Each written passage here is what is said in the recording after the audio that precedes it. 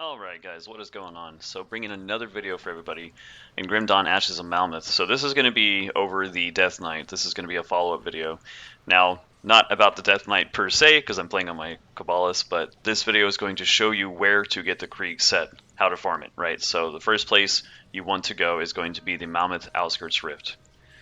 We're going to go here, and then we're just going to run down in this cellar, and we're going to kill a boss down here. Pretty easy stuff, as long as you have the characters to manage it.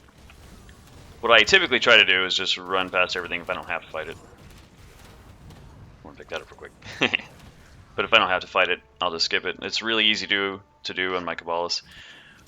That's one thing that I love about my Kabbalist is farming on this character for things like this is really easy.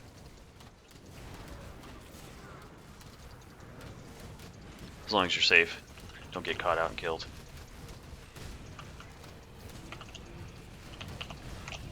Well, that's a mess of guys down there. It's actually caused me to hit some frame drops. Alright, so there's two things that this is important for. Obviously, first of all, you're trying to get the Krieg set if you're going to run the Aether Death Knight that I've been working on.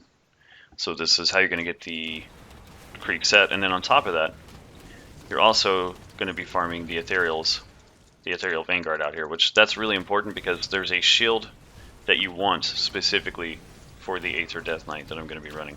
And it actually drops off these mobs out here. Another easy way to get it is to go and farm. There he is, there's Turnox there. So there, that's the boss right there. Yeah, he did. Alright, so you kill him, he has a chance to drop the boots, I believe it is. And then the other two bosses, they have a chance to drop 2 different pieces of the set. So you'll get all 5 pieces total when it's all said and done. But anyway, there's a shield that drops from these mobs out here while you're farming them. And then on top of that, you can go to the Steel Trap District. There's a vendor right over here. You can just leave the game, reload the game, and these shields right here are what you're looking for. But you want the right rolls on it. In fact, I'm looking right now to see if there's any worthwhile. More or less, you want something that has % Aether on it, really high physical resistance, like up towards the 20s.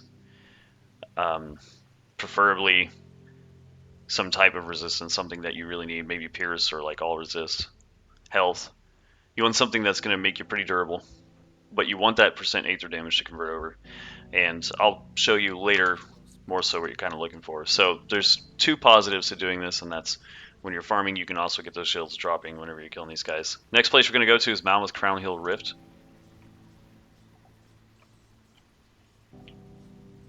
This next boss is going to be right near this shrine right here.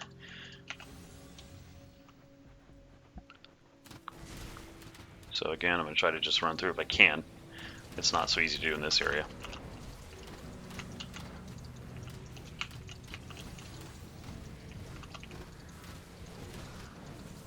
Any heroics that you find, I'd recommend probably killing them since they did improve the drops for the game now.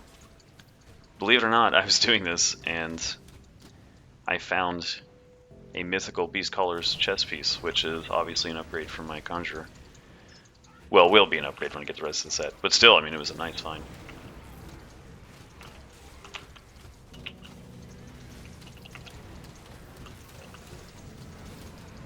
Alright, so this next boss is going to be right up here in this doorway. I usually just throw my pets in there to aggro her out. You don't want to fight her in that room. Pretty much the first 2 bosses, this one, see that giant meteor she just dropped? You don't want to let her hit you with that.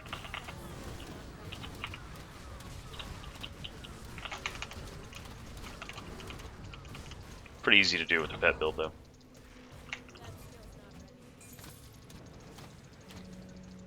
So you kill her.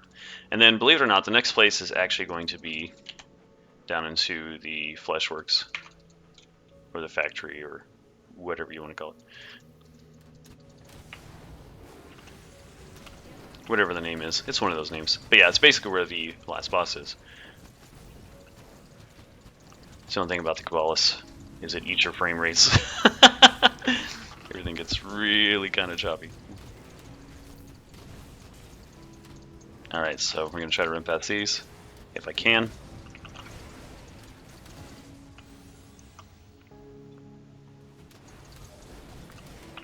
a big if sometimes.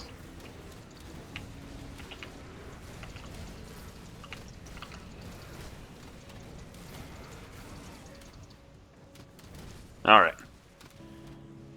Obviously, if you want it to go as quickly as possible, you just try to skip everything that you don't need to fight.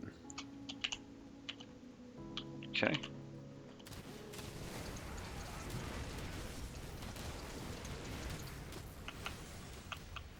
Was that a heroic? I think it was. Yeah, it was. Was it? I don't know. Thought I saw one. Oh, yep, there it is right there. Like I said, those are worth fighting, typically. I've actually found quite a bit of legendaries fighting those guys.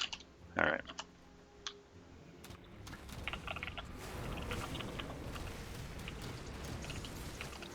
Doorway blocked.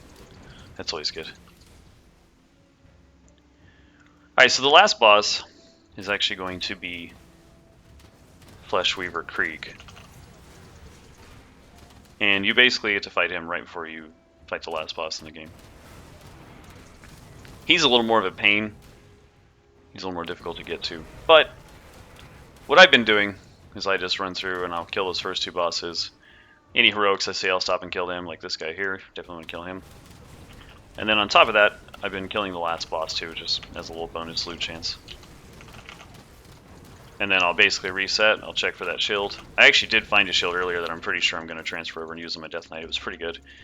But you also want to keep an eye out. This is pretty important too. You want to keep an eye out for pants and belt. So you want green pants and belt. The belt can be found in Port Valbury. That has a chance to drop a green belt in there that has pretty good stats. But it can be any belt in general. It doesn't have to necessarily be from there. But there are some pretty good green belts that drop out of Port Valbury. And the pants, same concept. They can drop anywhere pretty much, but you just want to try to find certain specific affixes and stats on those items. I'll probably do a later video talking about that in more detail. As of right now, I just want to try to get through this one. I'm trying to see where to go here. Of course he blocked the doorway. Also, if you find any green rings that have like decent percent Aether on it with lifesteal, probably all resist or any type of resist you can pick up on it, and offensive ability. Same with the belt and the pants. You want a little bit of offensive ability on those. And you know, I'll explain all that again in more detail in a later video, but it'll help immensely with the Aether build transformation, because you know the Death Knight build that I'm running. And it's very durable, and that's because I'm running the Vitality setup, and you can just vamp and leech a lot of life from enemies, but it's going to change quite a bit when you go back to Aether. Your vamping is not going to be as strong. So you gotta pick up some items to help with that.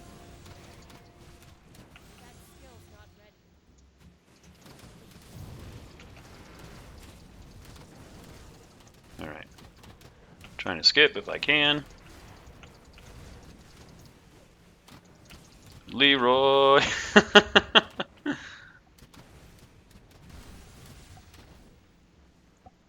Okay.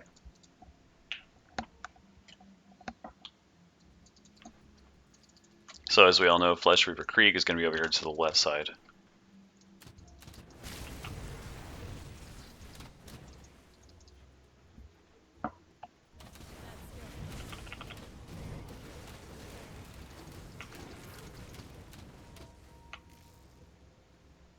Right to this entrance right here.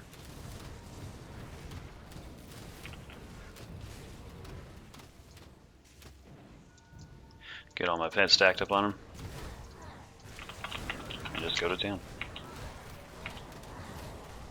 There we go. Alright, so that's the last boss you gotta kill. Had a chance to get the Krieg set. Basically, you just want to rinse and repeat this. Every once in a while, check your green, see what you found. You want to look at your pants. See, like this, for example. This isn't primarily what I want, but this did roll Vitality and Aether damage on it, you know, and it has decent armor. You know, you just want to look at your greens and make sure you're getting something that's going to be very viable and decent that you can throw over onto your Death Knight whenever you make that transition. So like this belt, for example, the offensive ability actually is really good on that. The physical damage isn't bad either, but obviously the Lightning Electrocute is completely useless for me. But it did get 2 to Mogdrogans and 2 to Overguard, so you know, see right there, that's potentially a really good belt. It's just it rolled some stats that I don't need, unfortunately. This item here actually wouldn't be too bad if I decided to stay Vitality. I'd prefer the Pierce to be physical and a little more offensive ability, but you know, just trying to give you guys some examples of what you're wanting to find and look for. Anyway, that's about it. That concludes this video. I will be releasing an update on my build very soon on what I've been doing with it currently. I've actually started to make the transition into Aether.